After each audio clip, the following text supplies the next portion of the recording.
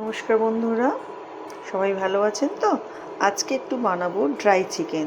তার জন্য আমি একটু চিকেন নিয়ে নিয়েছি, যেটা আমি একটু আধ ঘন্টার আগে আদা রসুন পেঁয়াজের পেস্ট দিয়ে মাখিয়ে রেখেছি।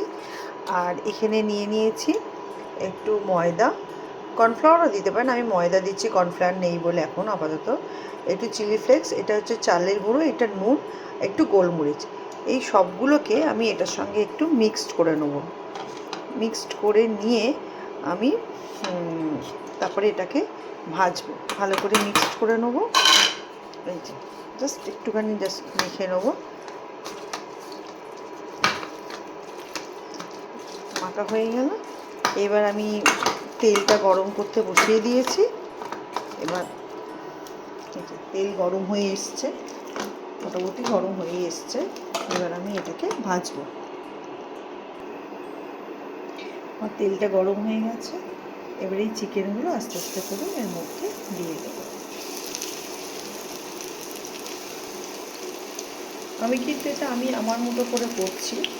এটা কারোর দেখে বা কেউ কীরকম করছে, তার মশলা কী দিচ্ছে সেটা না, আমি আমার সহজ পদ্ধতিতে তাড়াতাড়িতে কিভাবে করা যাবে, ছেলে মেয়ে খেতে চেয়েছে সেই হিসাবে আমি করছি। অনেকেই অনেক রকমভাবে করে, আমি আমার মতো করে করি। আপনাদের যদি এটা ভালো লাগে একবার করে দেখবেন, ভালো লাগলে আবার বানাবেন, আর আমাকে অবশ্যই জানাবেন কেমন হচ্ছে। দেখুন ভাজছি আমি এটা। আমি একটু চালের গুঁড়ো দিয়েছি কারণ এটা বেশ মুচমুচে হয়, কারণ এটাই আমার ছেলে মেয়ে একটু পকোড়া হিসেবে দুটো একটা আবার খাবে, ওই জন্য একটু চালের গুঁড়ো দিয়েছি। আর একটু সিম করে নিয়েছি, একটুখানি কম আছে ভাজলে এটা ভেতরটা ভালো ভাজাও হবে, মুচমুচেও হবে, খেতেও ভালো লাগবে। যেহেতু ম্যারিনেট করা আছে সেটা বেশিক্ষণ সময়ও লাগবে না। দেখুন মোটামুটি এক পিঠটা হয়েই গেছে, আর এক পিঠটা হবে। এটা ভাজা হতে হতে আর যে কটা বাকি আছে ধারে ধারে দিয়ে দিই, জায়গা আছে এখনো।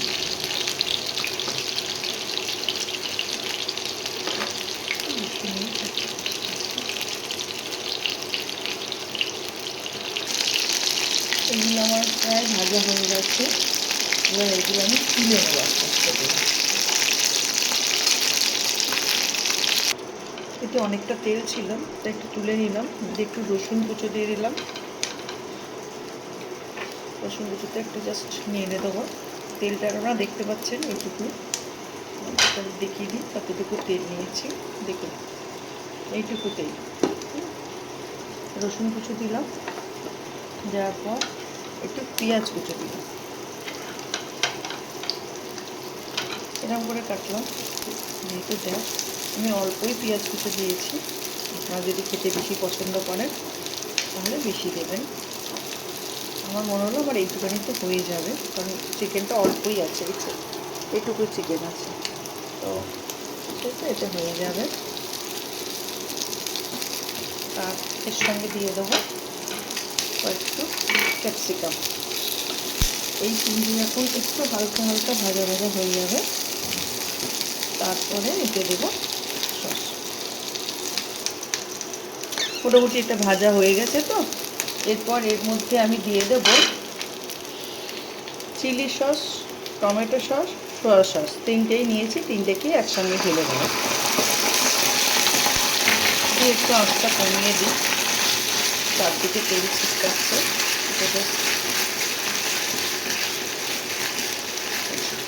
একটু নেড়ে নিলাম।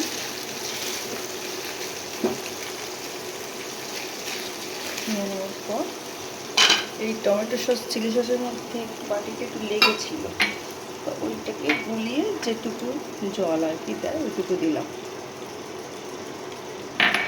দিলে একটু ফুটিয়ে নিই।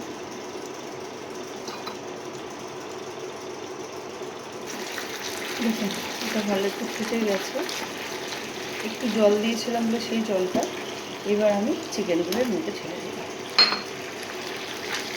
দিয়ে গ্যাসের ফ্লেমটা একটু জোরে করে দেবো, দিয়ে একটু টস করে নেব।